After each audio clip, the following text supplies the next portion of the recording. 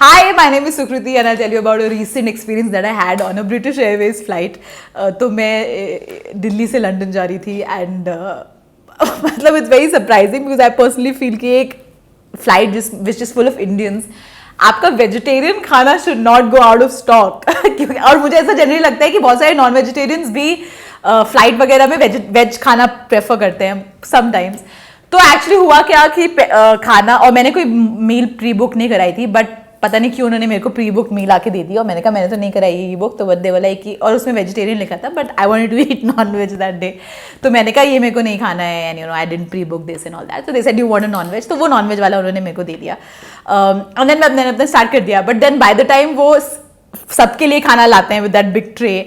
तो वो जब वो ट्रे लेके आए तो by the time they reach to our area of seating, they said कि everybody is like vegetarian, so they were like veg खत्म हो गया है. And everybody was shocked कि हैं veg कैसे खत्म हो गया आपका. उन्होंने कहा veg is over. So and they अब उन लोगों के लिए, because most of the crew was British, I think there was only one Indian on the crew.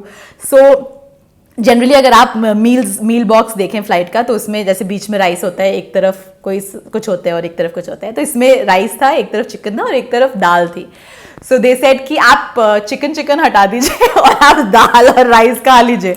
But to say that to an Indian is like नहीं, मतलब चम्मच भी touch हो जाती है तो हम ऐसे हो जाते हैं कि हम नहीं खाएंगे.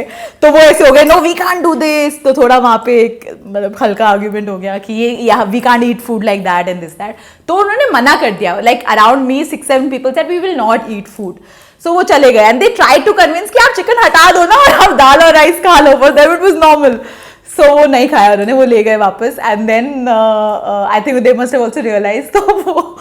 तो वो एक इतनी सी कटोरियों में, पता नहीं कैसे उन्होंने दाल डाली उसमें इतनी सी कटोरियों में, और पराठा जैसे फॉइल में नहीं पैक करके दे देते, तो वो ऐसे करके ला रहे थे सबके लिए कि आप दाल पराठा खा लीजिए, दाल पराठा खा लीजिए.